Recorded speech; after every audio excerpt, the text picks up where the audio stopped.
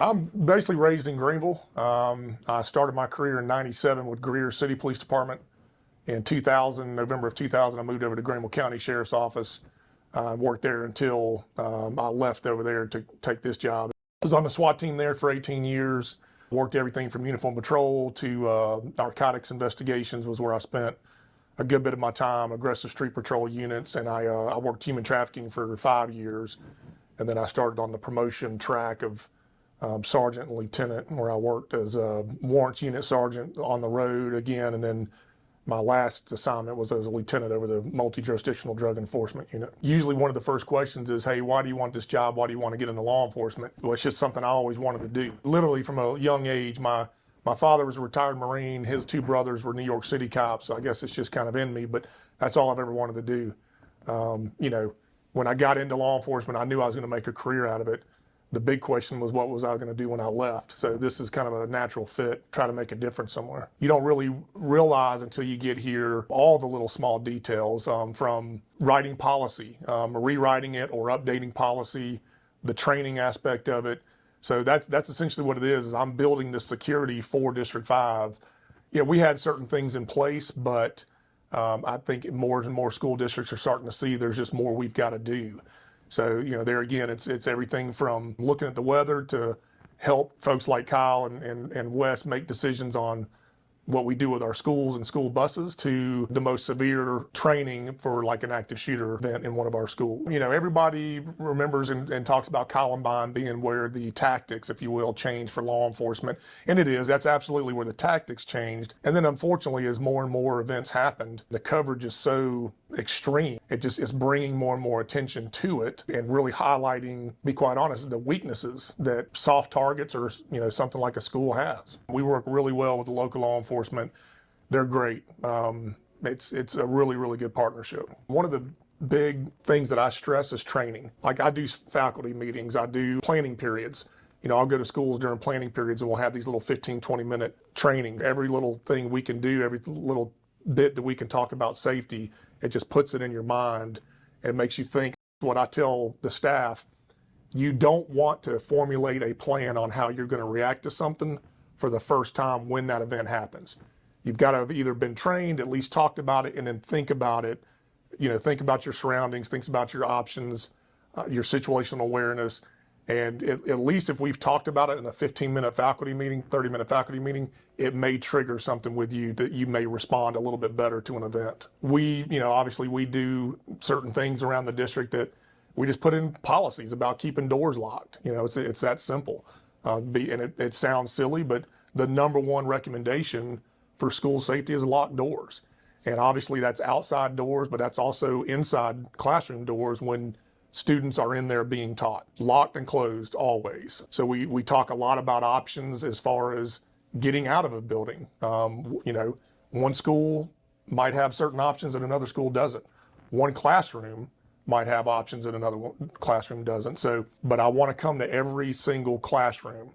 I've been to every school, I've trained every school, but I want to come to every individual classroom and we can really get down in the weeds about that particular classroom, that teacher's options, even office spaces. Y'all installed some kind of detectors at high schools. They're portable still, or are they? They're portable. They're evolved weapon detection systems, but what they're designed to do is pick up on cylinder-like objects, something that would resemble a gun. That's the biggest technology in them. The good thing about that technology is it updates itself. It gets smarter over time, but other professional stadiums, they have these, and the more data that gets put into these systems, that gets put out nationwide to everybody who has that same system. So over time they get smarter. The good thing with Evolve, the reason we liked it, if you come through there and that system picks up on something you've got on you, it'll put a red square around what it's hitting on.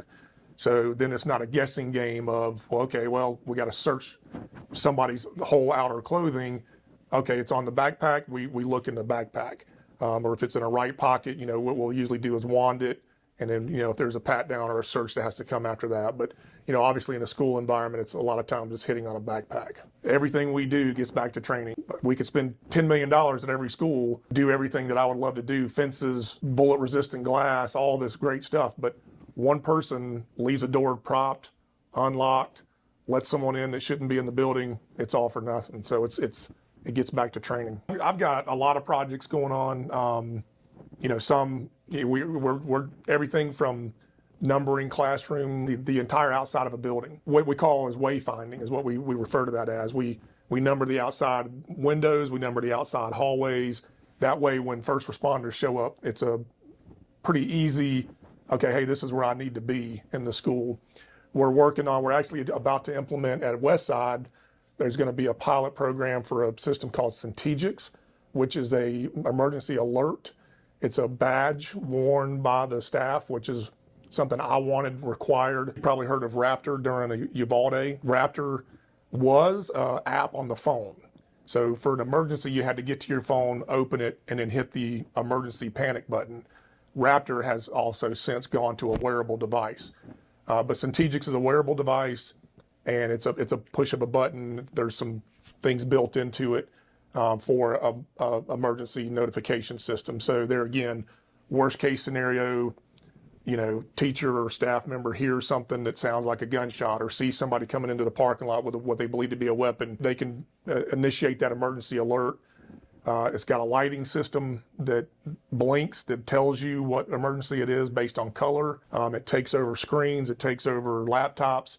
The really good thing about this program is it'll also tell you exactly where that alert's coming from, and that's something that we can pass on to our law enforcement partners.